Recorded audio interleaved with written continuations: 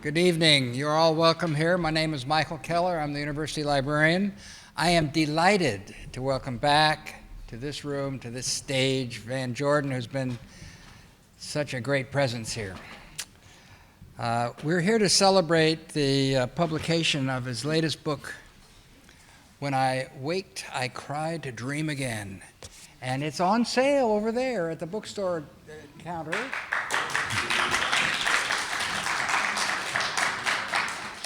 Couldn't be easier. Just take your credit card over there and you'll get one. I'm happy to have this one. So, just a few remarks. Van's got 4 previous books. They've all been very well reviewed and quite successful.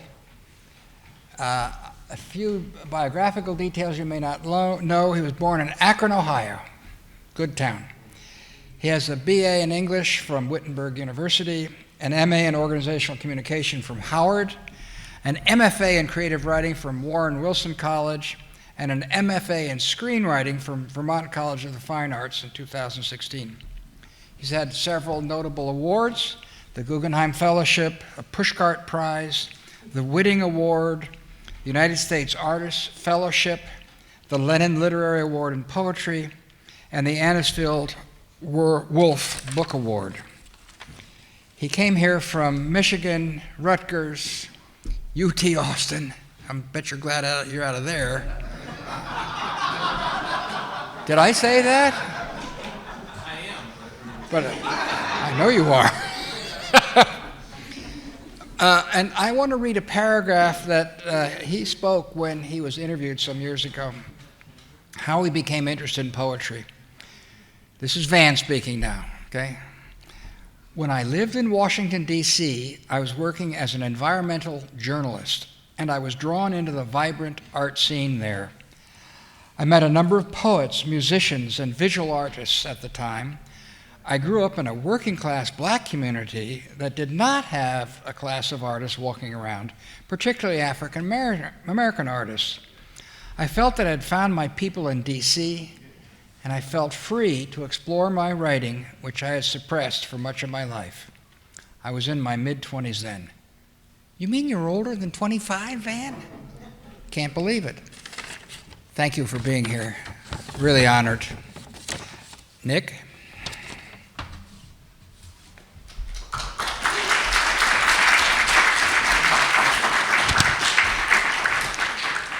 Thank you, Mike. Yeah, this is a very special occasion for all of us.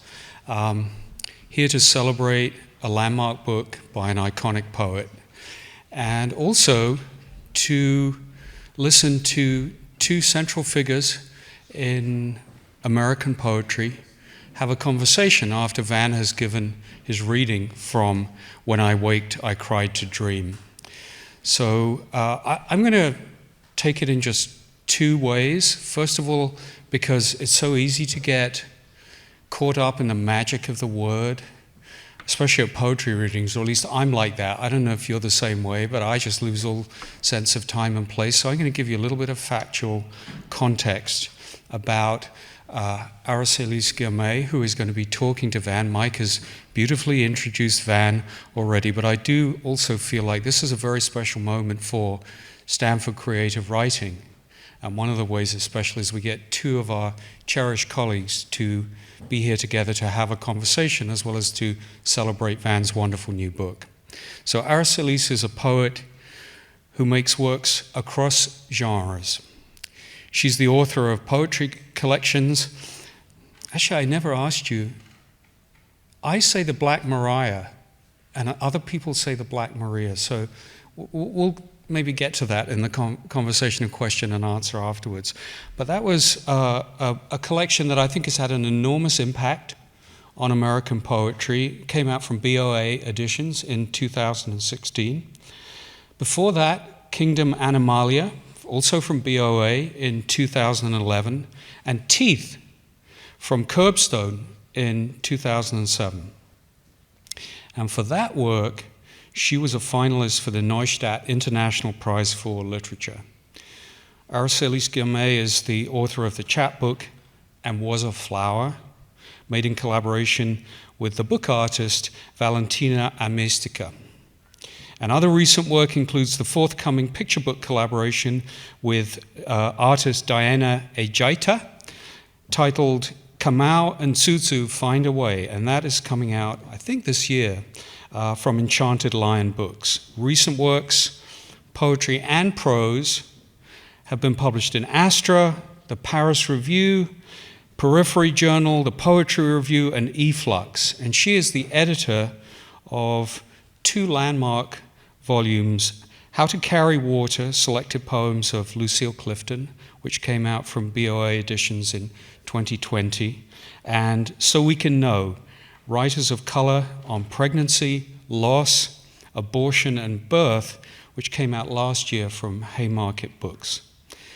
She, in addition to being our colleague here at Stanford, is on the editorial board of African Poetry Book Fund. So that is one way to think about Aracelius and Van and just put them in a factual context. But I also want to speak to the other half of why this is such a special event for us, which is just that Van and Aracelius joining the creative writing program at Stanford has been a watershed moment for us. And they have already changed us in ways that we can recognize and will continue in the future to change the program, the undergraduates, the immense activity and vibrancy of creative writing at Stanford in ways that we can't even foretell, although we know that we're excited about them. So the way that the evening will work is that Van will read from his book to start with, and then Van and Aracelius will have a conversation, and I'm sure be happy to take some questions if people have them afterwards. So without further ado, let me ask you to join me in welcoming Van Jordan.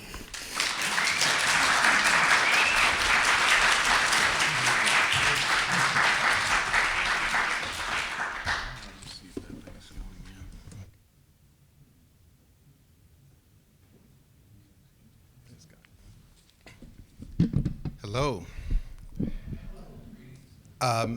Thank you all for being here. I know there's a lot going on campus tonight, and also we had some good weather today, so I'm just happy folks came inside for some poems.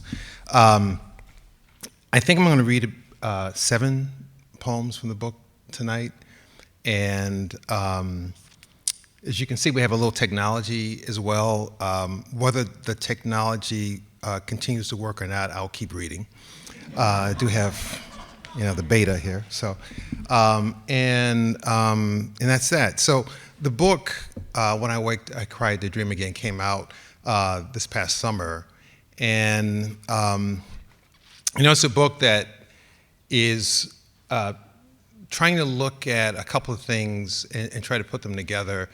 Looking at the past and looking at the present, looking in the past, the more recent past, and also looking at the early modern stage, and thinking about the legacy and the extension of tradition, extension of traditions, both good and bad. One thing that we're looking at in this collection is the connection around things like imitation and predetermination. The idea, and a couple of ideas that are present in a lot of Shakespeare's works, but also thinking about them in the ways in which we enact them now. And one thing we're looking at is the way presuppositions play a role in the way we think about others, perform with others, interact with others, and how we take action. And we often will see something or hear something in advance, and then we'll start sort of imitating that thing. And what happened on the early modern stage was that often, particularly with Shakespeare, he would have his characters come out, and they would talk about a character before that character appeared on stage. And based on that discussion or that way of describing them, both the characters and the audience would then start thinking about that character through that lens.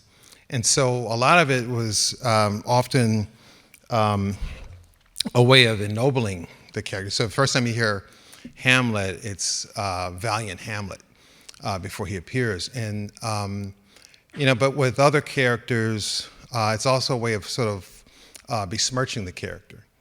And so looking at that and thinking about the way that kind of predetermines how we think about a character or about the other. And I looked at that, and when I would hear the different police reports of the encounters with black bodies with police, and how within seconds they would be killed. In my hometown, as Mike pointed out, of Akron, Ohio, there's a young man named Jalen Walker who was killed within 10 seconds, running away from the police. 60 rounds of bullets riddled his body.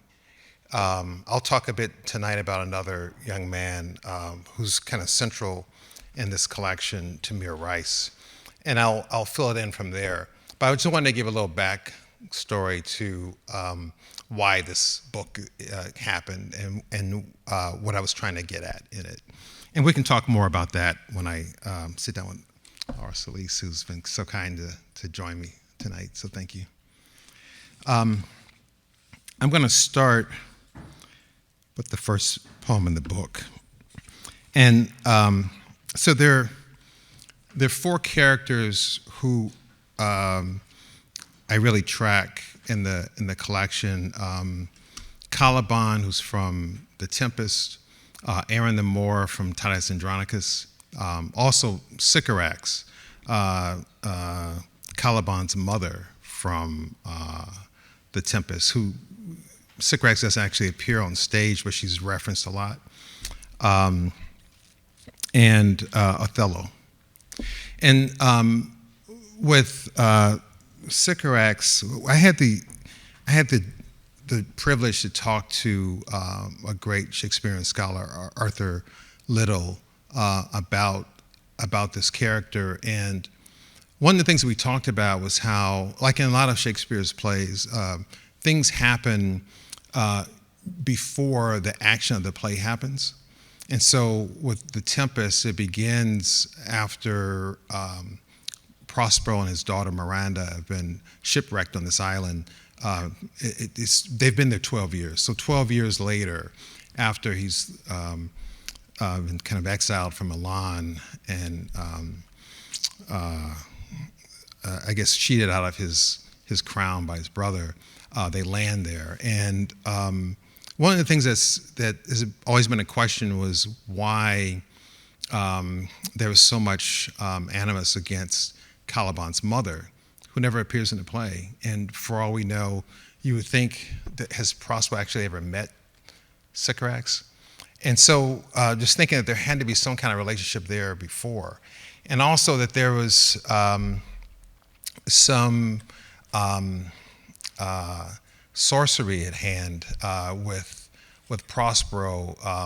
Sycorax is supposedly as powerful as Prospero, but she's been banished. And so we're trying to figure out what happened between these two figures before the action of the play.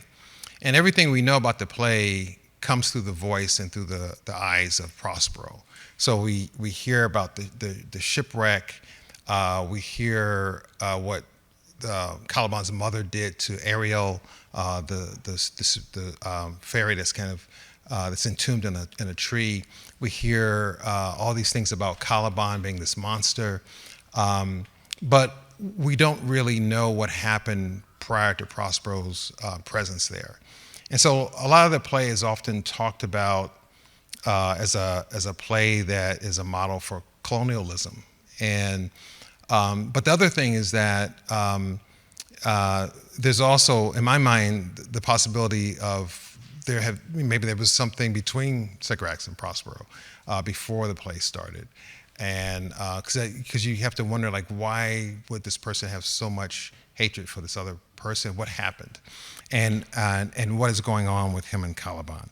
So that's a long on ramp, but I'll start in the voice of Sycorax with a poem called Hex. The day of the spell was the day of cast shadows, of diaphanous figures whipped clean of fear. Angels ablaze sailing a coastline of hushed tete-a-tetes, adagio tenor wells laced with rage, smoke rising from the wells, from the laughter. Just when the last local trains crawled into stations, just when televisions grew verdigris in homes, obsolete from indolence, just when black signatories erased their names and put on their boots, cirrus streaks formed on the skyline of the city. A mother held her barely alive son, the son to whom she vowed protection from harm. Having thrown a circle of gopher dust to enclose her enemies, she raises a totem over her head. It's now time. Let her wield the words of black declensions, new vows, the best nouns of home training, of damn good sense. Let her sit for a spell, wipe sleep from her eye. Let her obtain a license for what's lethal from whatever God has taken her image. Whenever the sun comes over the buildings, whenever the moon weighs more than the sun, more than Pisces and Neptune. Walk to a street corner with plenty of witnesses where you'll hear no isolation. Sing your words facing north or even higher. Now walk backward through the chains of time from each past and current hindrance to our future. Invoke the names of those not seating privilege in boardrooms, the ones who oppress to their graves. Now summon each forgotten spirit, each fallen son. Bless each prayed-up grandmother, each open door and vivid corridor. Bless the pains spared you, vicarious to you, passed down in your blood, carrying you through the dangers and echoes of time. Remember, family echoes within your body. History pulls through you as you move through a day. Raise them in this prayer, let's call it, to that God who took your image. Go to the tree, to the home, to the street corner, and spread these words, tossing wreaths, spinning incantations, where torn life collapsed under a last breath.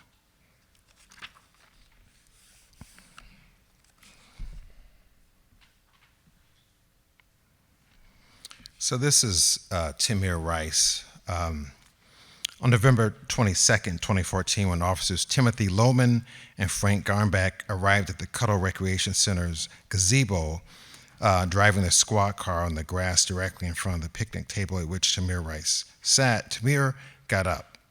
Seeing a police car coming in hot at high speed, driving on grass in the middle of the park, and barely coming to a stop in front of you, who wouldn't get up from their seat? Initially, the report said that the officers shot within 2 seconds of seeing Tamir. But if you watch the video, as I have many times now, you'll see that the car hasn't settled to a stop before Tamir is shot. Later, it's revealed that they shot him less than 2 seconds after pulling up. The timing of the killing is important. An argument made about the shooting, an argument that allowed the officers to justify their shooting, is that the airsoft pellet gun Tamir was carrying looked a good deal like a real Colt M1911 semi-automatic pistol. But this would only be important if Tamir had a chance to pull out the toy, and if the officers had time to see it and to assess whether it looked lethal. If you shoot someone before they have a chance to resist or to pull a weapon or to issue a threat, are you really killing them because you felt threatened? What then could you be threatened by seeing a 12-year-old boy standing in front of you? This poem is Airsoft. Like a whisper from a friend telling a secret, the gun reveals itself only to invite, not to start any trouble, mind you, just to invite the boy who listens to come out to play. And the boy knows not so much what the gun's pellet says, as he understands what the pellet will mean to say, whistling through a windy afternoon past onlookers who neither hear nor see the streak of inhuman intent searing through the ether. So he takes his airsoft pellet gun in hand, as he might take his laces in hand, to tighten them more securely around his juvenile ankles. That's to say, without much care, but just out of habit before taking off to run. Everyone runs faster with tight laces. This makes sense, of course, and the hope to run can excite as much as hitting full stride with wind washing over a boy's face. And toy guns masquerade as lethal guns in a boy's dreamland where no one dies, where they simply lie down and play dead. But they live to play on, as mysterious as a cat in a box, a toy gun in a black boy's pocket. The gun neither dead nor alive unless offered a chance to empty his pockets to solve the paradox of what a day might hold. This is fragments of Tamir's body. And these are kind of incomplete thoughts, kind of sapphic fragments. The body's shadow had much to say, but no one in earshot understood its language. The cloud stood heavy, and when the cops confronted the body, the boy showed his prowess to indulge in play, just one of his many gifts which scared onlookers. No black man appeared in the park, just a child, just people judging him. As he approached, she wondered how she explained him to her father. The opportunities for joy presented themselves in more colors than the boy could name, so he chose black, enjoying them all.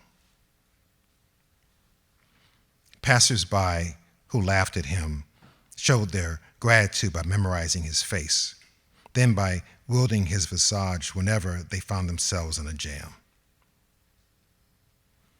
Was his laughter a declaration of his joy or a sacred prayer offered over poor souls resigned to their fate? Corn chips, black licorice, marbles, plastic pellets, toy gun, jawbreakers, bubble gum, crushed apogee of memory. When he imagines knowing then what he now knows, he imagines dying before his time. A jar of preserved pears, canned by his grandmother, occupies his mind. When he gets home, a man beats a drum in courtship to his beloved.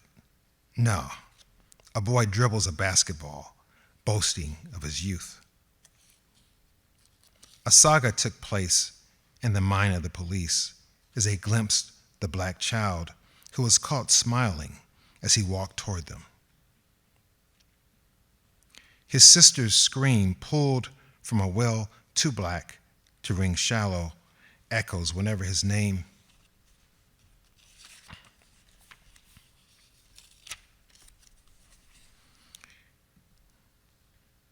So I have these poems that are from, this is an image of Caliban, that are from The Tempest, and they're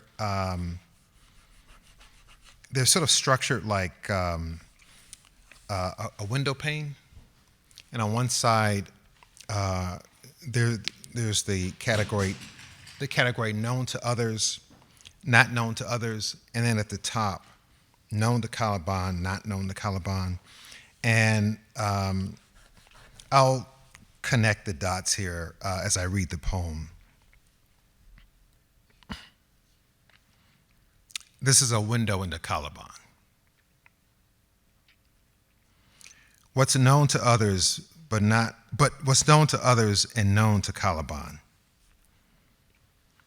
For learning me your language, a plague I purged from my mouth with invention, and you know because I told you so. In plain view, I reveal my charms whether you accept them or not. What's known to others, but not known to Caliban.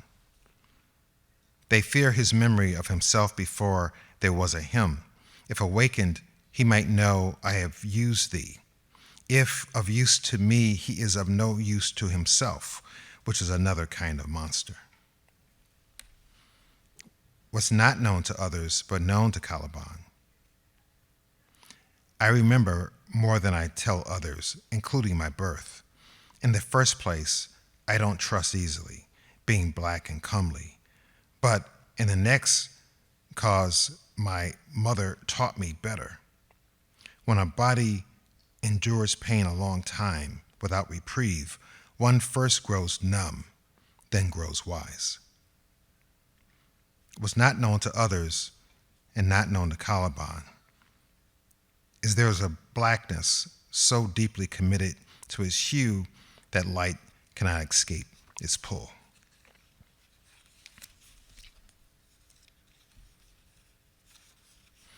And this is a window into Sycorax, Caliban's mother. What's known to others and known to Sycorax. My Caliban, still in his onesie, posed a threat. Perhaps it was his hands, much too large for a newborn, which made him look like a grown man. His frontal lobe stuck out, heavy with thoughts. His eyes wide open, he looked around as if he could see auras of others who kept their thoughts to themselves. Was known to others and not known to Sycorax. She will never be accepted among us. Was not known to others, but known by Sycorax. Because I saw a crow in the sky, because the moon didn't show its face, all of time divides between my loves and my regrets. That's why I know. That's why you're just guessing. How far did the thread unspool as it led me down the path back home? Yes, a thread unraveled my coat all the way here. It was cold when I started. It was temperate once I stopped. How many heels have I worn down on my journey? I remember a future as if I had been here before. My mother said I had been here before. Now, finally, I believe her as I look into the face of my son.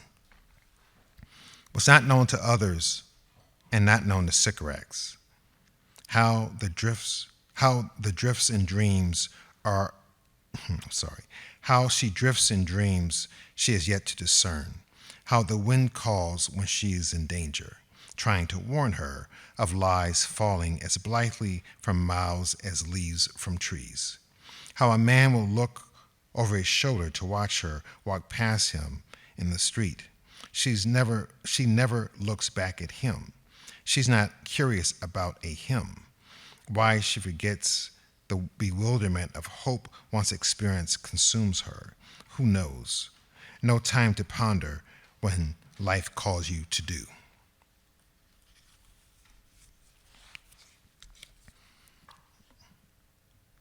I'm going to skip that. Let's go right to Titus here. So, Titus Andronicus.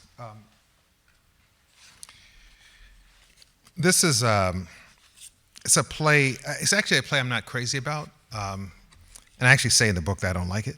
But it's a play that is kind of like a slasher horror flick.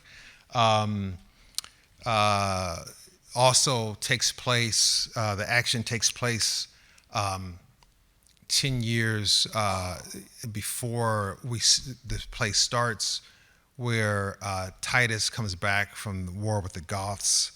After defeating the Goths, he comes home with the queen of the Goths, Tamara, and her slave and secret lover, Aaron the Moor. There's a sort of not battle, but a conflict between two brothers, Bassianus and Saturninus, who are to be the king at this point. But they're trying to decide who's going to do that between the two brothers. And when Titus comes back, he's the one that the people want. He's granted this honor, but he doesn't take it, and he supports one brother, not the other, and then that becomes a bit of the conflict in the play.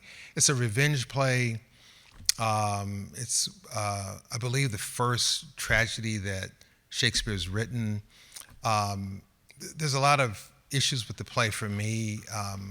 It's incredibly violent for one thing, So there's mutilation, there's murder, there's gang rape, there's self-mutilation, there's cannibalism. I mean, there's every disgusting thing you can think of is in this play.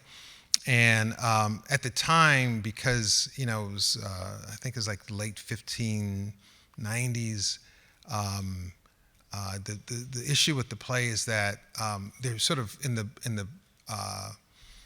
tradition of revenge plays, where folks were coming to the theater looking for action, and they got it with this.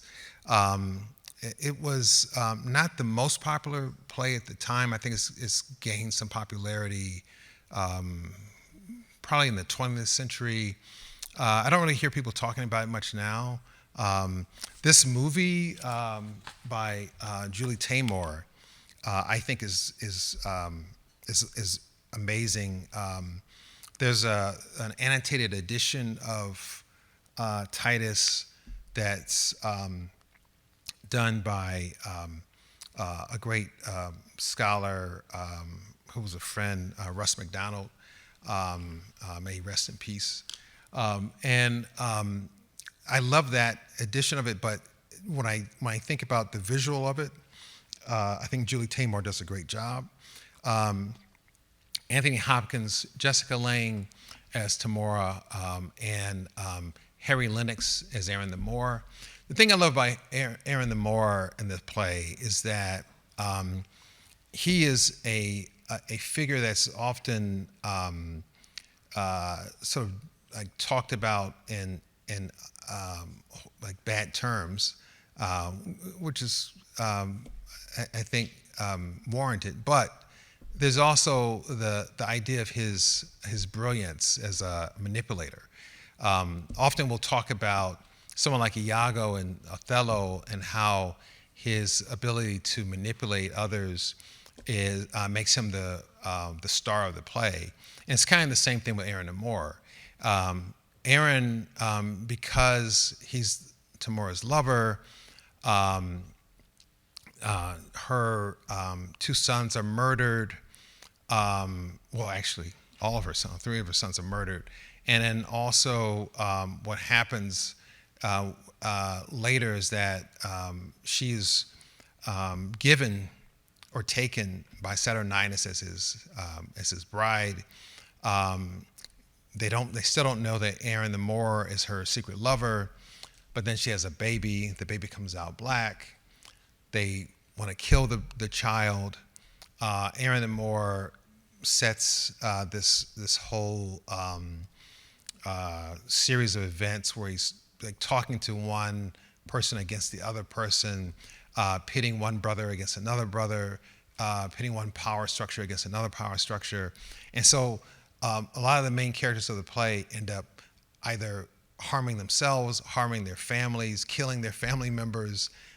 It's a mess. And when they finally figure out that it's Aaron, because Aaron confesses at the end, he has zero remorse about it. He's seen what they've done to him, to Tamora.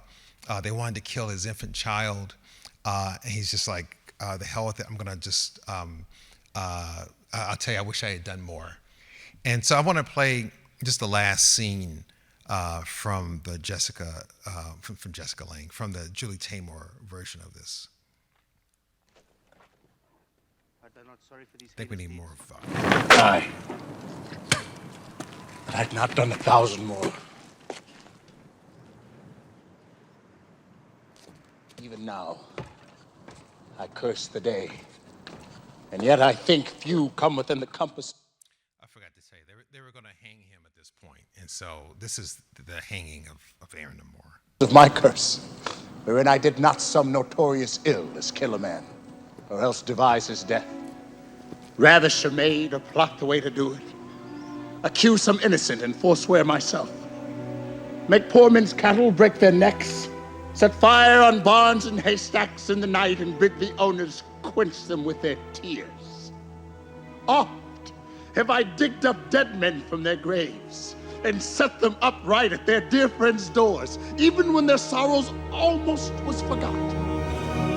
And on their skins, as on the barks of trees, have with my knife carved in Roman letters, "Let not my sorrow die, though I am dead."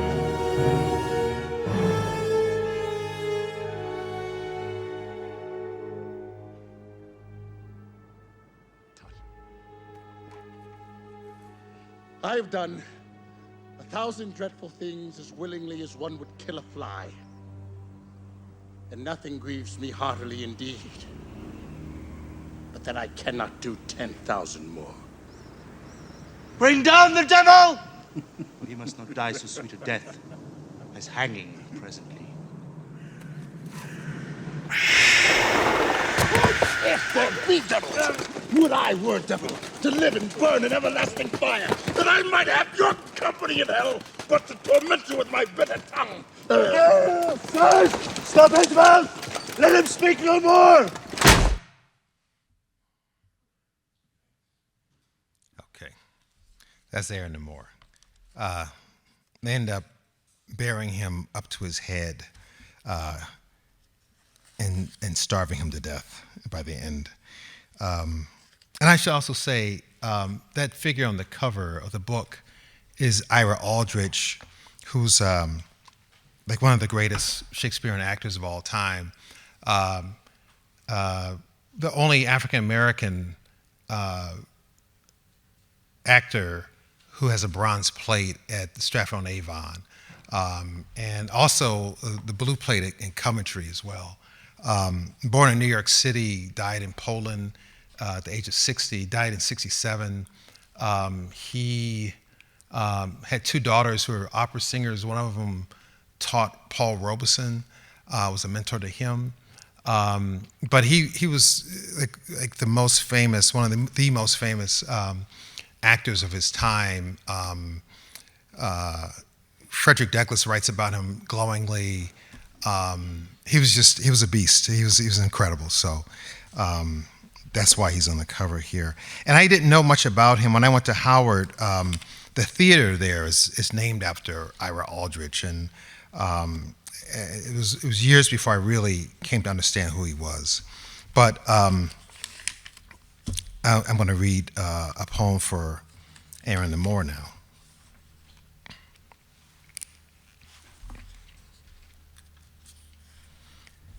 When we bring others into our lives, we bring all their life into ours. Not only their family, their secrets, their dirty socks, but also the warmth of their body next to ours, which allows us to accept all the challenges of our lust to belong. Aaron understands embracing the blood beating between him and Tamora, and the blood hammering in his head between him and his foes. But what's the deal with this brother? Jumping in bed with a goth girl like that, running around in a country not his own, beating his chest like that. He acts like he doesn't know these Andronicus boys will kill him just as soon as swat a fly. Aaron, who walks through their starlit lives like a black hole filled with every desire they ever desired, knows the snares of life and so chooses to live his life with a vengeance. There's power in not apologizing for being in the world, for embracing the legacy revealed through and adorned with your skin. Yes, coal black is better than another hue. When every doorway opens to another closed door, why should he behave like a welcomed guest? His body's hue holds many colors, and with the gift of his tone, he speaks his mind through a prism of words. Yeah, for this alone, he could do prison time. Next thing you know, every crime committed, even crimes committed by their own hand, gets blamed on the new brother in town. And they'll just as soon chop off their own hand before admitting their own wrong. They'd cut out a tongue before allowing someone to tell the truth. But let's be real. These people can't be trusted because they can't trust themselves. But Aaron knows he's not a traveler in a foreign land, but himself wherever he lands. for all the water in the ocean can never turn the swan's black legs to white. The Andronicus may try to narrow his choice between being a villain or a slave as the executioner's blade raises, but Aaron the Moor, the man, chooses to lift his truth above the blade, which can't swing true enough to silence the cut of his tongue.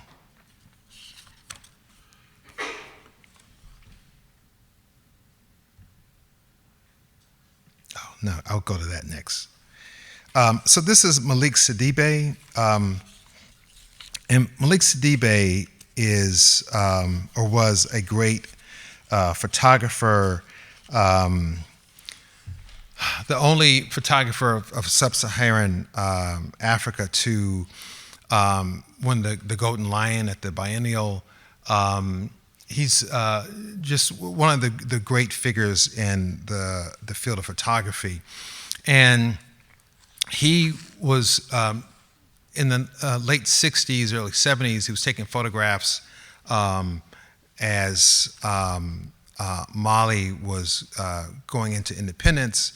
And what was going on at the time was that the elders in that generation wanted a sort of nationalist bent. They wanted, to speak the language, wear traditional clothing, listen to traditional Malian music, but the young people at the time noticed, and they thought, wait a minute, Motown is happening in the States, the civil rights movement is happening in the States, James Brown is happening in the States, and they wanted to be a part of that. And so what would happen is that they would go out at night and have these underground parties. And in the parties, they would show up with their traditional garb, but underneath it, they would have a suit or a dress that the tailor made for them. And so I just want to show you a few of the photographs of some of the people. Another thing was like spending time alone at the beach was also a no-no at the time. And so you see that they have just a time of freedom and enjoyment. I love these three guys. I think the caption for this one was three CIA agents is how Sidibe labeled it.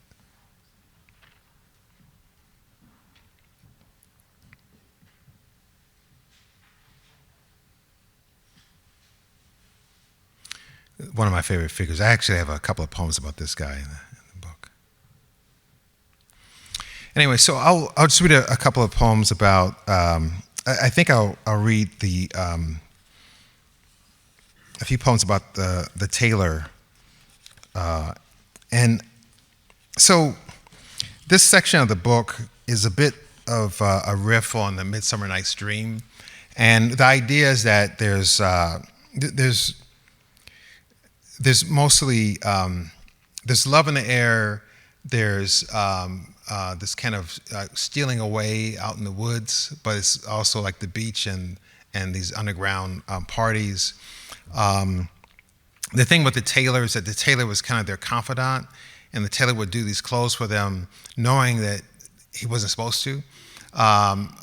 So he's kind of like their the person setting the things into motion, a bit of a puck for them. Midsummer Night's Dream is also one of the more rhyme-heavy plays of Shakespeare. So a lot of these are poems that are playing with rhyme in some way or another. I chose sestinas for the poets who might care about something like that, as most of these poems. And so I'll read one that's a sestina and another that's a villanelle. This is the tailor. You've come to me and asked for a dream, something you've seen in a magazine you now want me to make into a reality, to sow, in effect, a new reality for you. You pay me a visit, but this is really home for you. Yet, like a stranger, you ask for a way to fit in. Well, lucky for you, style is my business. I can make anything I can see. Style is at home wherever you find it. It's more than a dream. It's a way to speak to the world like a stranger making a new friend. Before you were an outsider, now with a new suit or dress, it's as if you're revisiting a familiar place. You tell me what you want, and I'll sew. Your part in this is easy. Don't think so hard about clothes. Think about you. Style must be worn more than the fabric itself. Visit the possibilities in the pages of Vogue and dream into my fingers. Don't hesitate in this life. Now is the time to tell the onlookers to cease being strangers. Welcome them to you with new clothes. Don't feel strange about standing out. Just allow me to sew the world around your bones in the here and the now. And let history fall at your well-heeled feet. A new style is always welcome, despite how it bangs against dreams of uniforms and boots and step. The guns visiting our homes at night. They want us pinned inside, not to visit the rest of this world. A new cut to an old suit seems strange to some, but most will come to appreciate your dream and will come to me in time at night and ask me to sew their lives into lines that speak peace. A new style walks. As politicians ask us to wait, we demand now for the freedom to express with our bodies. Now, don't get me wrong. Clothes only protect flesh. A visit to a tailor is like going to church. Spirit, always in style, worships through what one wears. How strange this world would be if we were all in uniform. Sad to sew a garment for someone who wasn't allowed to dream. Now go forth in the alluring clothes of the stranger and visit others as if a needle and thread sewed not just a new style into this world, but also a new dream. This is a villanelle. This is the dance. The tailor has been busy turning bodies into art for the dance floor. Dancers find their voice in their feet. Hips and arms command the music to start. The dance is where the shy make their mark on those who never knew the beauty of loose limbs. Yes, the tailor has been busy and bodies are art. For most, it's just a chance to play their part. Hats, scarves, shoes, everyone caters to a whim. Hips and arms command music to start. No parents, no gossip. Teens exchange clothes a la carte. A tie becomes a scarf. A shirt now a dress. Ideas meet. The tailor has been busy turning bodies into art. On the floor, everyone looks smart. No time for judgment while the young keep discreet. Under the sway of hips and arms, the music starts. If this is a new day, so much fun can't be work, but a language that gets butts out of seats. The tailor must be busy. The bodies are art. They're hipped and armed. Let the music start. And I will close with, I'll go back now.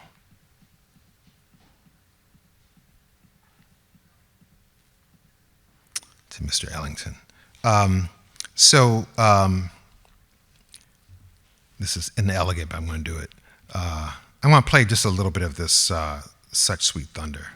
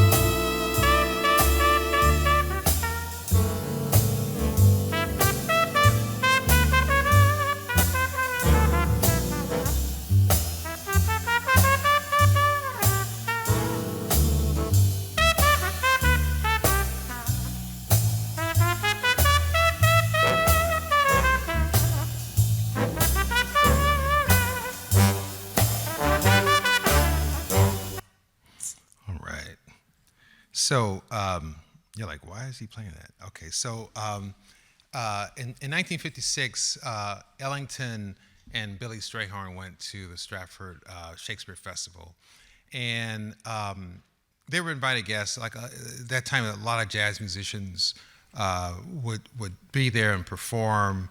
But while they were there, they were asked to compose a suite of songs for the next festival. And so they came back, and they had this one, which was for Cleopatra. They had, I'm sorry, this is from Midsummer Night's Dream. They had one for Cleopatra, one for Henry V, which was Hank Sink. Great trombone solo on that one. Anyway, they're just a suite of songs that were incredibly reimagining, an incredible reimagining of the plays through music, and so that's where this comes from. So I'll read this last poem once again for the poets in the room. This is a guzzle. Such Sweet Thunder, Stratford Shakespearean Festival, Duke Ellington and Billy Strayhorn, 1957. Minor chords ring across Stratford farmland. We jazz wherever we're called. Local ears lift to see jazz. Their hearts hear in places their minds roam. Oh, if the bard could be black, she'd be jazz. If the hogs across the way, just for a moment, were swans released in a lake, they think, this is the sea, jazz. Tell me, if Cleo walked in here right now, Cleopatra, if Cleo walked in here right now, would her stride royal to her jeweled toes be jazz? Britt Woodman's Hank Sank and all them octave jumps, slide your trombone, man, free jazz. Now, wipe the sleep from your eyes. The time has come. Your ideas must speak the language that be jazz. Who said no blacks allowed in orchestra seats? Leave the balcony empty tonight. Let that be jazz. Emmett Till's body found floating in the Tallahatchie River. Emmett Till's name still rises, and believe me, that be jazz. Schools in Topeka, Kansas threw open their doors. Integration? Call it what you want, but that be jazz. Tomorrow's baby came out black, you say? Damn. The more I hear about Aaron, the more I think, don't that be jazz? A note above, a note below, the note between, the tonic enclosed, pivoted up, octave, that be jazz. Oh, if the bard could be black, her stride would be royal. Your ideas must speak. Till's name still rises, that be jazz. The circle of force comes full circle now. Bards, Duke, Billy, Aaron dances, enough. Let that be jazz. Thank you.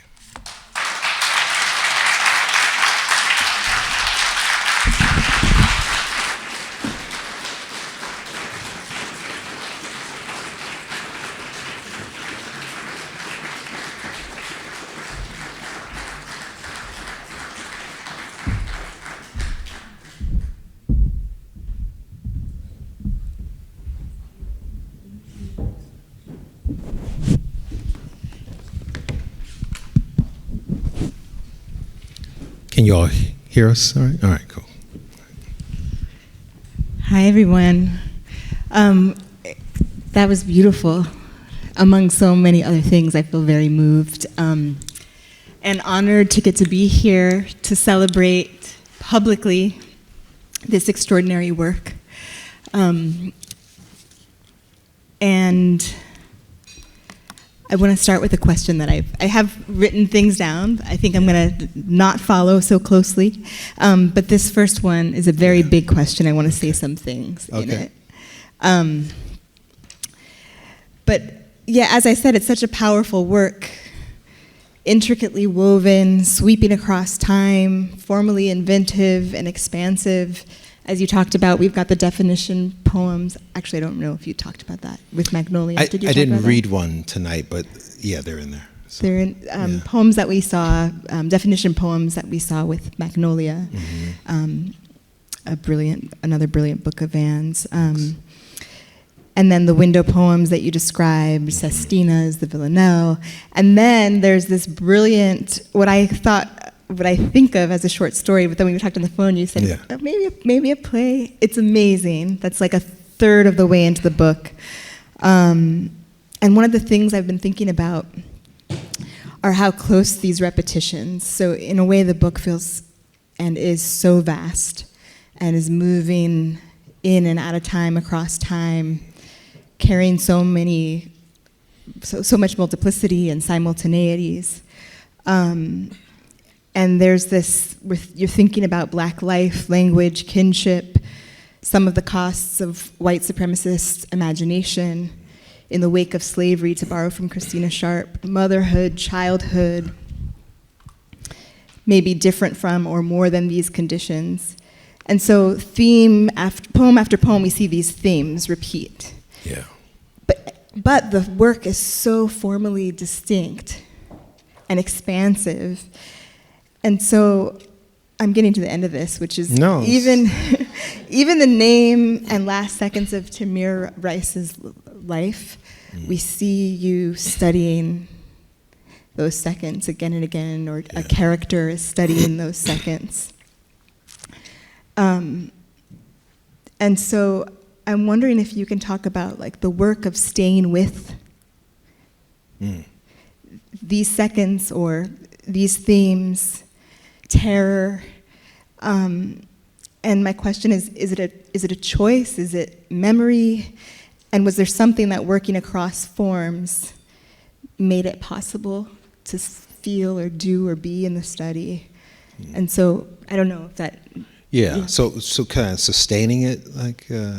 Yeah. How did you? Was it a choice? It was an ambition for sure. I think,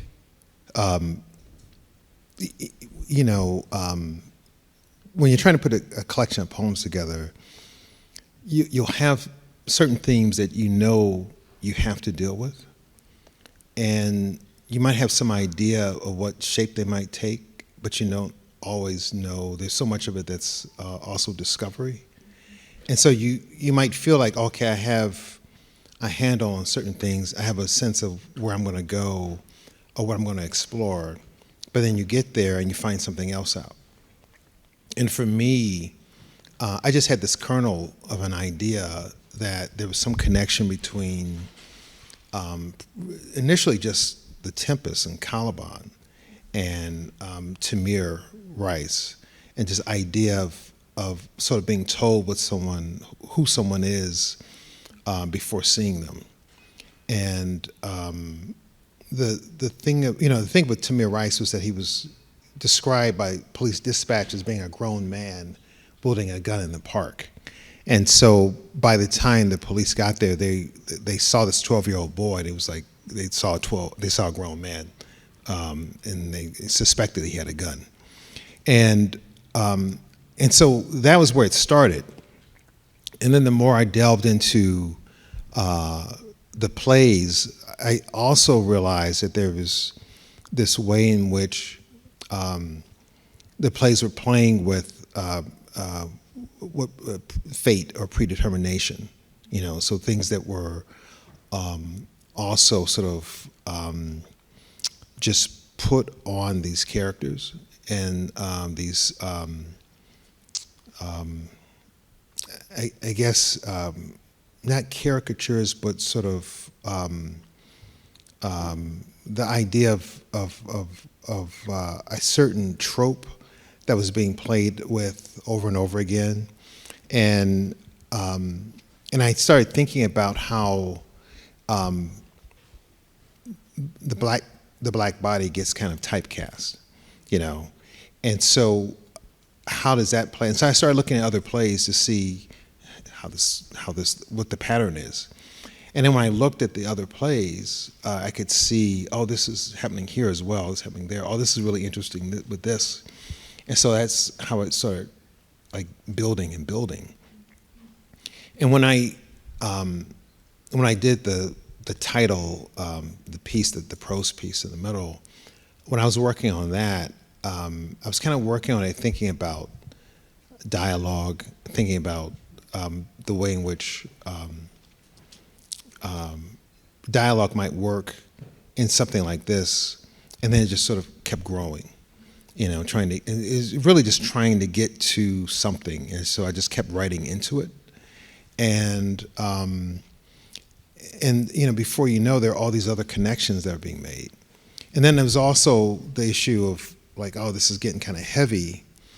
I wanted to bring in some Black joy, and then that's how the pieces of the work on Sidibe came in. So I wanted to, so you have the black youth being cut short, and then you have this other Black youth sort of alive and vibrant and joyous. And so I wanted to bring those two elements together.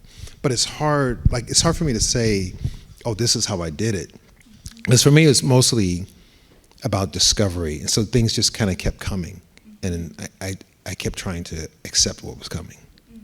Yeah. There's this moment, I don't know if you all heard in the poem Airsoft, where I'm so interested in that poem, and thinking about that poem so deeply and wanting to stay with it. There's that moment where you talk about the child, Tamir Rice. You imagine him tightening his laces. Yeah. And because it's kind of I think you say like it's not really with care. Yeah. But because it makes it's you go what kids fast. do. Yeah. Tighten your laces helps you to run fast. But I was thinking when you just said Black joy, I was thinking about play a lot, and we kind of talked about this a couple weeks ago. But I'm thinking about, I wonder what your relationship to your own childhood. There are these moments that you write so exquisitely about Tamir Rice being imagined as a man, or like moving in and out of the real Tamir Rice and the imagined Tamir Rice, which is what you're talking about. And I'm also thinking about boyhood and childhood and you as this adult writer, what your relationship to your own childhood and boyhood and play is or was in the writing of. Yeah. I think so much of it for me is gratitude to be an adult. To have, when I hear about Tamir Rice or Michael Brown or Jalen Walker or Trayvon Martin, when I hear about these young people, I think of how blessed I am to be here, right? And when I think about my encounters with the police as well as a child, so that one section in When I Waked, that one area where they encountered the police, that was a scene that was pretty much right out of my life, kind of like, and so when I think about being faced with a police officer with a gun in my face as a child, and like how that could have gone, I'm mostly thinking about gratitude, about having had the opportunity to live through my childhood. And then the other part of it is just how, as a child, and you write so beautifully about childhood in children's books, and so it's like the idea of the imagination, the curiosity, that development of that prefrontal lobe, and all the messiness and beauty of that, and it's something that I think about, and I think about the beauty of it, and it's almost like it's almost Ovidian. Like you think about this child is going to metamorphose into this adult, and you see different moments that tell us who this person will be, and you see it sort of change over time or refine over time. And so I think that a lot of that was at play in my head when I was doing it. But it's something that I wasn't necessarily comfortable with. Like what you. So I've always thought like, oh, I would like to write a children's book, like you do, But I don't know if I would have the chops for that. Yeah, I feel the same way. Well, but you do it so well, though. Yeah. So when you think about youth, like how do you work with that? Part of the. Y'all see what I did there, right? I know. I did too. I guess this feels connected to that big first cloud of a question, which is, to make something at all is one thing, but then to make something imagining toward another, that another will receive it. Yeah. And that person might be a young person, feels like such a gift and honor, and also feels like there's so much at stake. And when I think about what books I bring to my children, I'm so often, and it changes as they get older, they're 6 and 8, but thinking about like what books might be in conversation with your dreaming, but also what books might give you space to dream. Yeah. And not impose the violences upon you. And so, I don't know, I'm often thinking about June Jordan, who wrote children's books and who has this incredible essay on writing children's literature. And that you're trying to say something clear-ish or true, or even if it's mysterious, to honor the truth of the mystery. But I feel like there is a way that question about like what does it mean to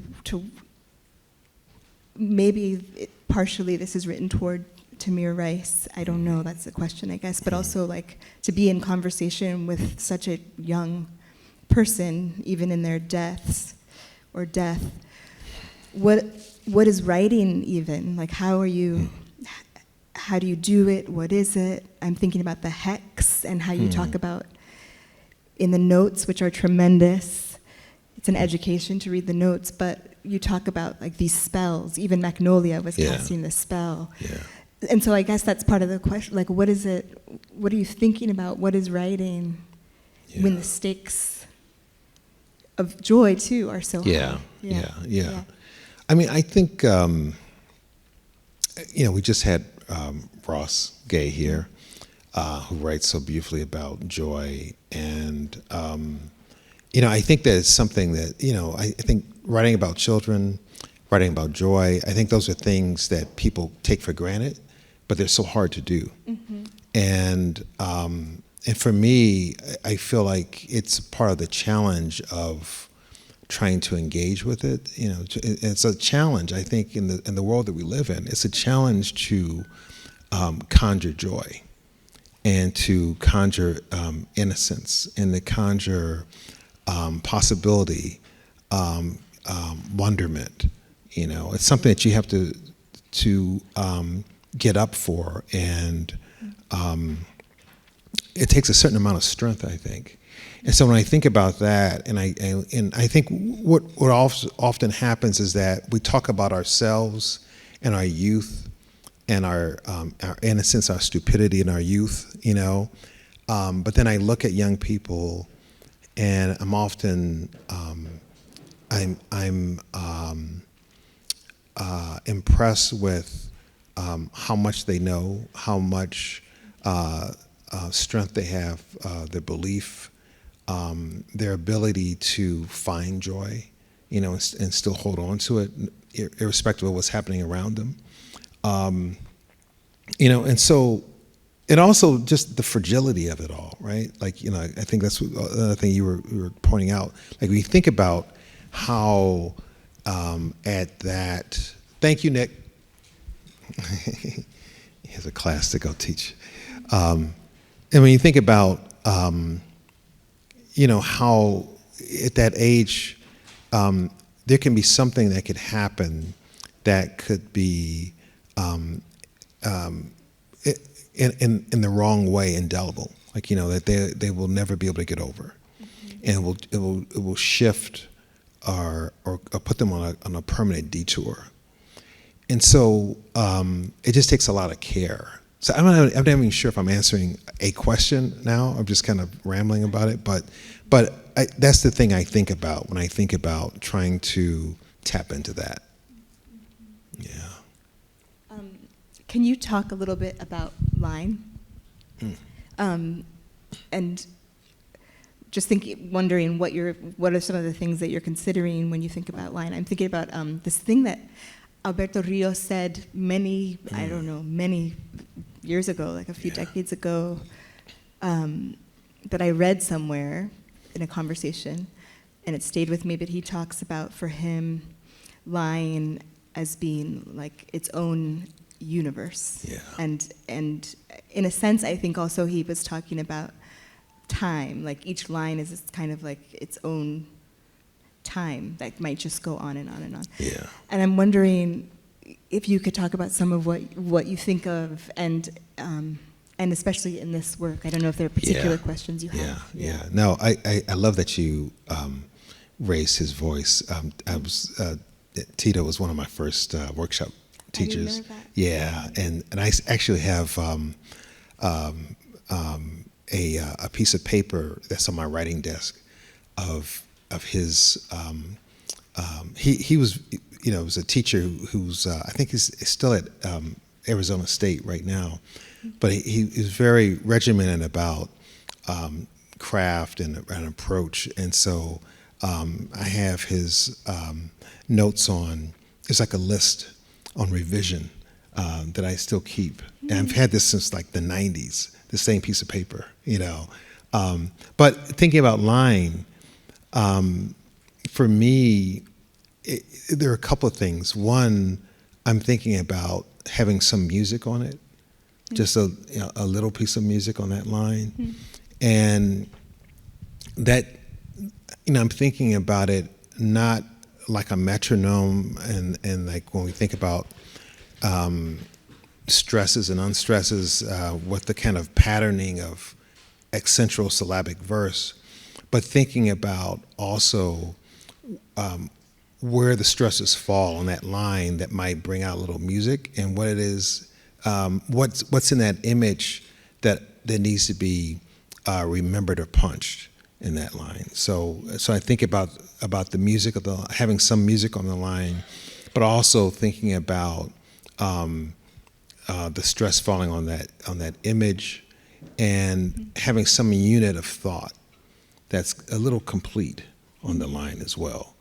So if I'm lucky enough to be like Sappho, and somehow my poems are destroyed, and there's just a little fragments of them laying there that someone could like pick up that little fragment and still get something from it. Wow. Yeah. Have you thought about it like that? Yeah. Like, wow. Yeah. Wow. I want to know some of what's on the revision sheet from Alberto Rios. Do you remember? Yeah. So, thinking about having something on the right-hand margin, like thinking about what happens on that right-hand margin is on there. Thinking about pushing against wherever, like in terms of closure, pushing against what you think you believe in as closure at that moment. I'm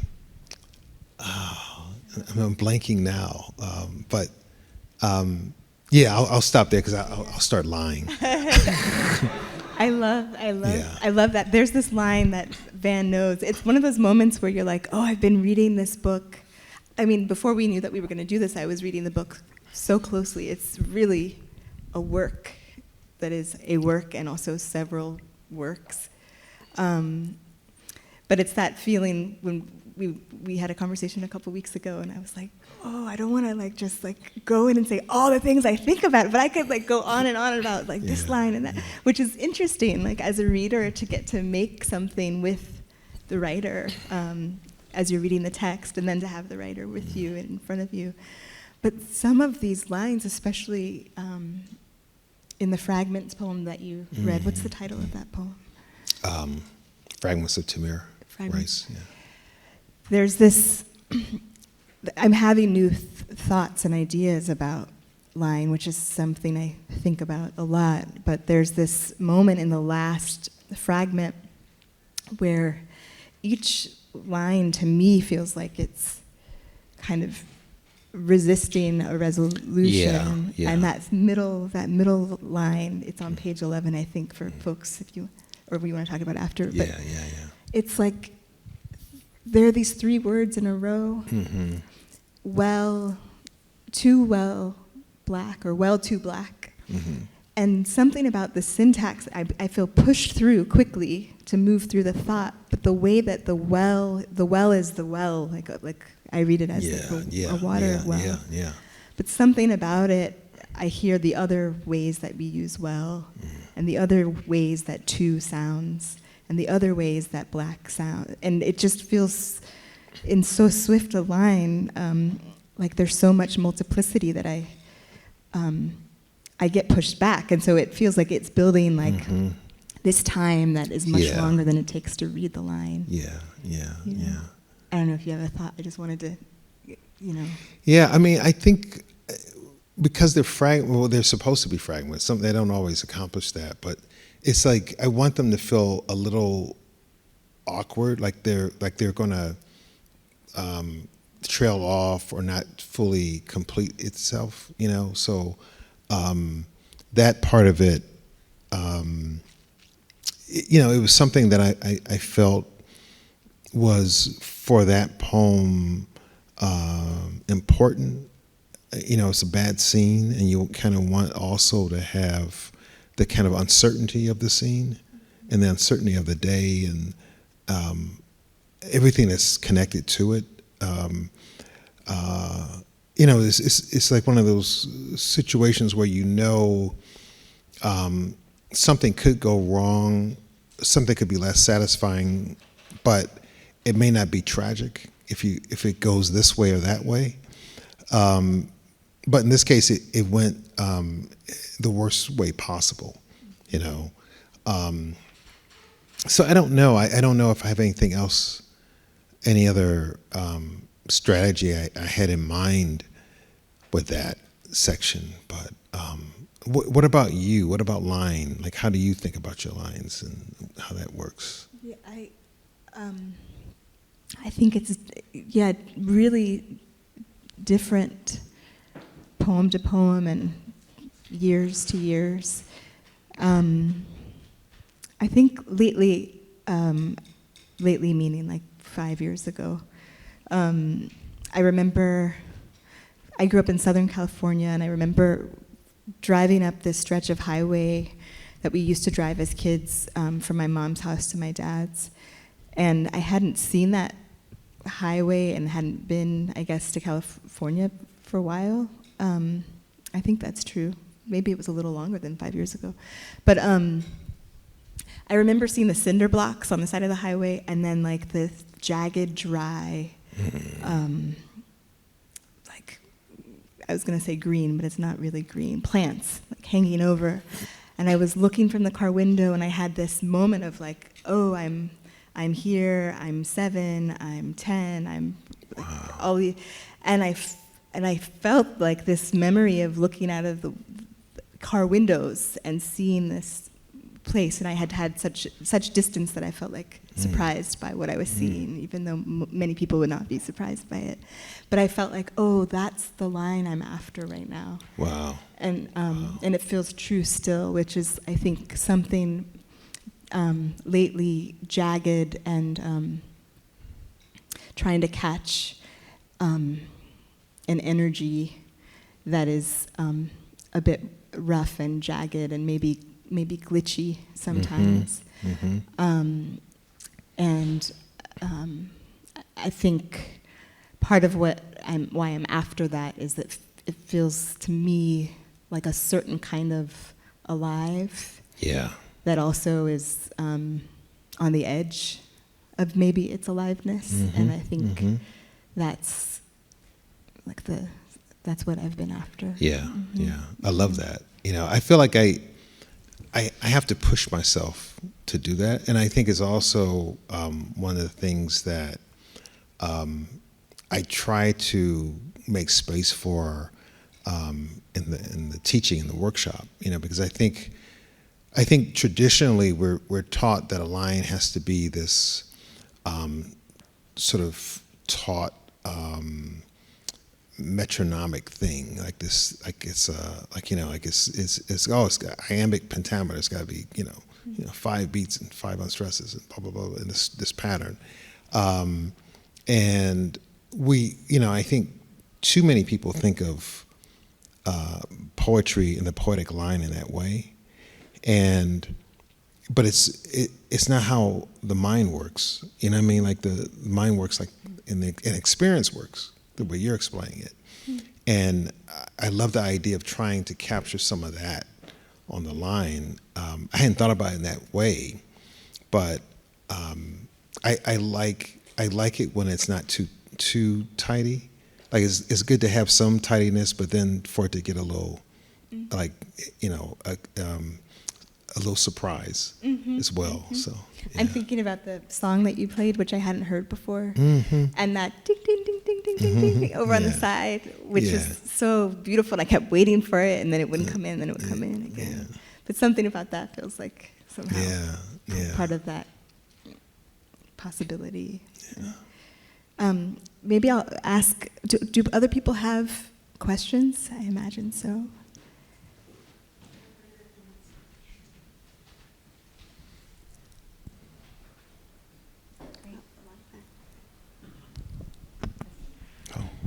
Thanks. You had poems that explored 2 tortured Shakespearean souls, Caliban and Aaron the Moor, but your cover has another tortured Shakespearean. Do you also have poems that speak to Othello's tortures? Yeah, I have an Othello poem in there as well, and actually, like you, when I first saw the picture, I thought he was depicting Othello there, but that's actually him as Aaron the Moor on the cover. Oh. Yeah, but I thought the same thing until I actually found the actual explanation of the piece and like, oh, this is and I actually didn't know until I saw Russ McDonald's version of Titus Andronicus, because he has this picture in there and he explains the whole history of the picture being taken, all that stuff. So, yeah. But I had more on Othello, the Moor, in there, but I ended up just having the one poem because I didn't have the same sort of development of Othello, but I feel like he's also a figure that when I think about a black character inside Shakespeare, I feel like people know Othello more than any other, and so I just had the one poem. Yeah, thanks. Thank you. Sestinas and villanelles are demanding forms, and I wondered how you selected them. Did you start with the idea, I want to write a sestina, and then it was about this, or how did that work? That's a great question. Thanks. So I should say also that section of the book was first conceived as a collaboration with a filmmaker. This great independent filmmaker, Colleen Smith, and so we did a film, and what it was, she got a collaboration grant and asked if I'd be a part of it, and what she said was, look, I have these photographs of Malik Sidibe. Can you write something to go with them? And because of her style, she thought if I could just write some poems that would go with it. The problem was that we didn't have much time, and I am a notoriously slow writer. And I thought, well, I need something like something to work with, and I don't want to have to think about like the shape of the poem, the structure, and kind of reinvent it every time. And so there were these moments when I started thinking about how that might work, and with the tailor being a figure that was throughout the sequence, I started thinking about weaving, and the idea that, so that the sestinas, for people who don't know, it's 6-line stanzas that have these 6 words at the end of each line that repeat in this I guess mathematical pattern, and you kind of find plays on the words and stuff like that. But the idea was that we would have these strands or these threads that would keep weaving through, and so there's a section where there's these shorter. They look like short stanzas that are these little snapshots, but they're each a stanza from a sestina that kind of moves through. And also just the idea that, because I was thinking about Midsummer Night's Dream, there's a lot of romance in the photographs, and I kind of focused on 2 figures, just one couple. In Midsummer Night's Dream, they're 4 lovers who ultimately become 2 couples. It's kind of a shell game of like partners and stuff which is part of the fun of the play. So there's some of that at play on the side, but they're not; those aren't connected. And I wanted to bring all that in, and also because Midsummer Night's Dream is so rhyme heavy, I thought also, I can get away with it here in a way that I wouldn't normally be as comfortable with. So that was the idea behind it. Yeah. Thanks.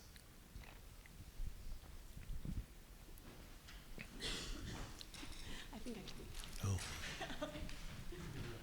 Thank you so much. Is this working? Van, one of the things I love about the book is that there's a kind of cohesiveness that emerges out of incredible variety. Yeah. And I think when I read these days, and when we talk a lot about kind of constructing a manuscript in the workshop, there's a lot of anxiety about will it cohere, and what I see in your book is actually a kind of trust that it will cohere, and essentially a trust that the variety and the intensity of your kind of curiosity about a lot of different things, Malik Sidibe, the Shakespeare poems, the prose poem, that this is, and it does cohere. But could you talk a little bit about a creative process that's less anxious about cohesiveness and more kind of going towards great variety? Yeah. Thanks, man. I appreciate that one. It's for me, it is a little bit of blind trust. I was so it's like thinking that these things might connect in some way, and I'm thinking if I can see this, if this is kind of making sense in my head, how do I replicate that on the page? And that's the real challenge for me, is sort of thinking about it in that way. Also, when I see the work of other people and I see disparate things brought together that should not go together, should not make sense, but somehow they do, I'm always attracted to that. And so I wanted to be a part of that, sort of experience and try to do something with it. And it's really, that's all it is. And it's just kind of like staying with it and trying to see, okay, now it's starting to take shape, But there is a period where it just doesn't look like it makes any sense at all, and I just feel like I have to push through that and just kind of keep going until it does start to cohere in some way. I don't know if I have anything like smarter to say about it, though. That's about it. Yeah.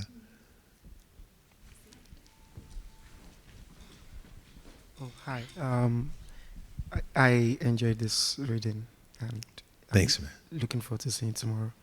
I think that my question is, I wanted to ask you how, if and how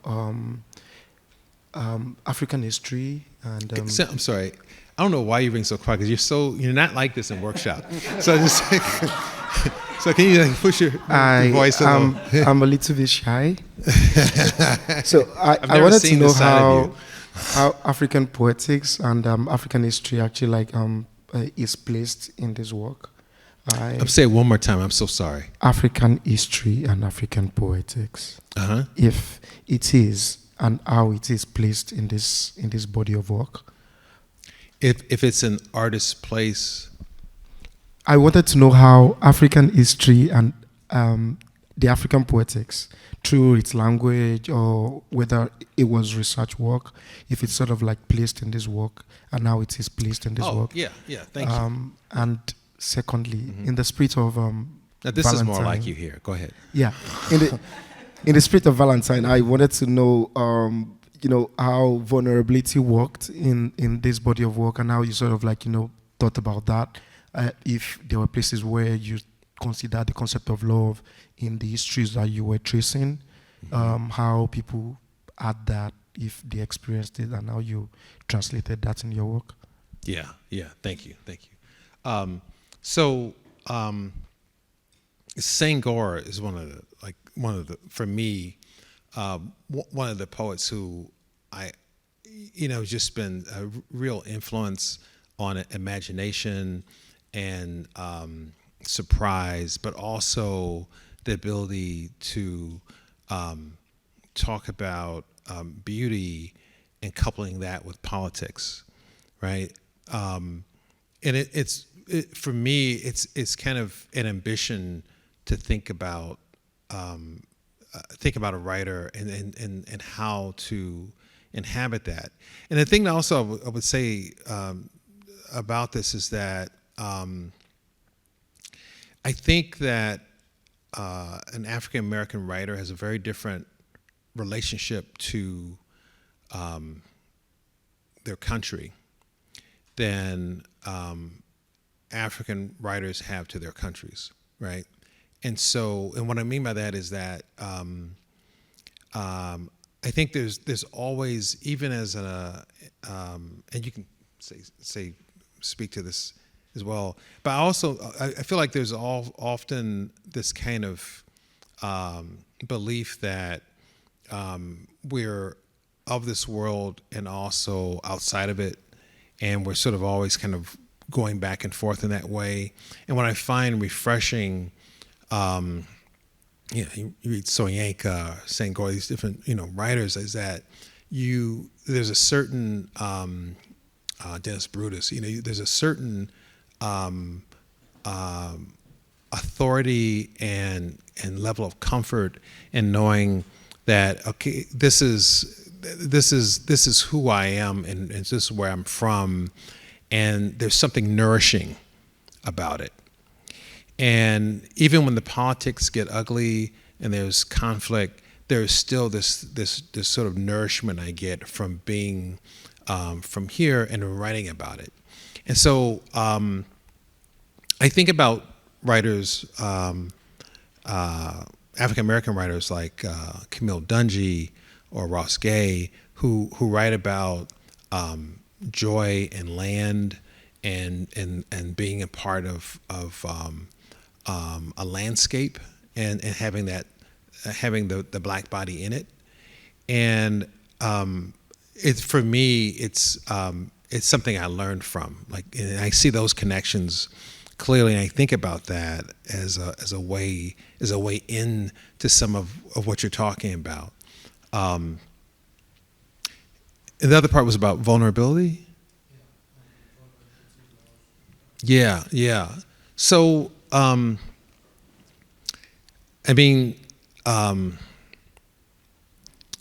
you know this artist Ebo Taylor? Yeah. So he's got this album called Love and Death, and it covers everything, right? So you think is there anything like love, death, struggle? I mean, that's kind of that's life, and so much of that is about staying in it, staying in the struggle, living life, even though there's going to be an end at some point, finding love and participating in love, even though that's hard, and just thinking about the ways in which, we have to allow ourselves to be vulnerable. And I think this particularly of black men, who are sort of, it's also this kind of typecasting again, that there's this kind of stoicism or hypermasculinity. And this is the thing that's kind of put out so much. And so just thinking about how to fully flesh out that experience on the page. And so the only way is to be true to how precarious, how vulnerable one can be, how imperfect but still striving to be. I don't know how else to talk about the human experience and the human condition without it. So, yeah. Thank you for that. Yeah. Hey. I know this is going to be good. Over here. Hey. Sorry. Yeah. I was just thinking about persona, and I was interested in hearing like how you approach persona and like maybe what things you feel like it allows or what things it takes off the table. If there are any habits that you're trying to run away from in your own writing when you turn towards persona. And maybe just thinking about there's a kind of like ekphrastic bent to your work at times, and kind of the way that persona can almost be like the inverse of that, sort of like from the outside looking at the thing versus getting inside the voice or the scene through persona. I was just interested in that. So I think some of that also goes back to vulnerability as well, because it's an issue of, I think it's an issue of first sort of connecting with the emotion of the person that you're trying to, whose voice you're trying to capture. And I think like when we think, just on the mechanical level of it all, like you say, oh, okay, so there's a certain symbols, language, themes, iconography that we can pull from. But then the actual voice, you have to, if you do that, it's kind of flat. But then when you start thinking about the interiority of the figure, then you have to start thinking about the emotion. And the thing that's tricky is that I think sometimes we'll believe that emotion it's not transferable. Like, you know what I mean? Like, so if I'm writing about a little girl or an old man, they both might know what it feels like to be disappointed. They both might know what it feels like to feel joy or loss. So you're thinking about what does that feel like, and like if you were in this position, in this kind of situation, what would be the thought running through one's mind? And sometimes it works and sometimes it doesn't work. So for me, it's there've been plenty of times when I've tried to write in the persona of someone and I just couldn't do it. But then there are other times when I could completely relate to that person's story, that person's struggle, and capture it and try to capture as best as I could in their voice.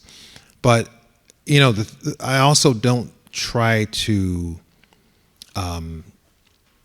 think about, I'm gonna tell their life story.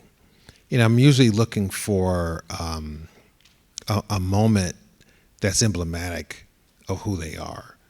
And we all have those moments. Like there's certain things that we know certain people and they've done this thing in their lives and we remember it and we say, that's who that person is, for better or worse, And so what is that kind of defining moment that teaches us that? Was there a second part to that, Jayla? Yeah, I need it. All right. All right. Oh, express it. Yeah, I mean, I think you know, the idea of the object and looking at the object and sort of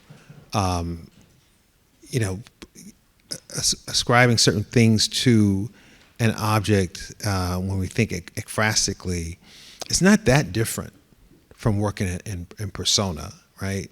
And you know, I think that the one thing is that we don't want to just describe it visually. We want to think about what it is that we can't get from that art. So if we're writing about a painting, or we're writing about sculpture, or we're writing about a dance performance, or we're writing about a film, you want to say something in the poem that the consumer of that art can't get from walking into the museum or walking into the auditorium. You know, you want something to be said that's beyond that piece of art. Robert Hayden, you know, he wrote about Monet's water lilies, and so much of it is about standing in front of them, you know, and what that experience, what one sort of gets out of that, you know. So I think that's the ambition behind them. Yeah.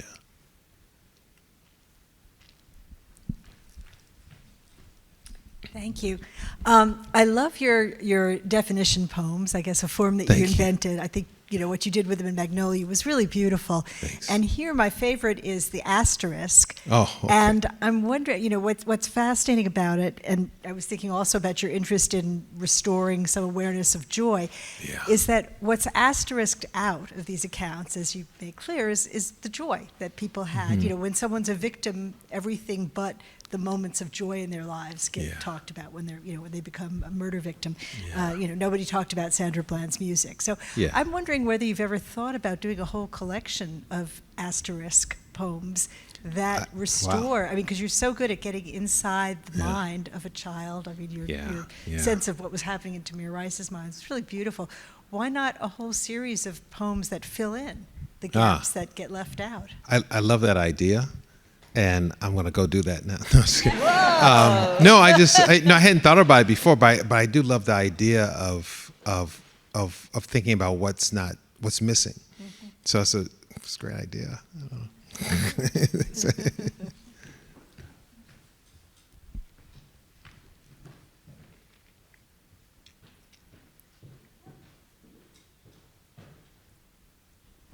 All right. Is that it? All right. I think that's it. Thank you very much, Thank you everyone. all. Thanks so much. Thank you.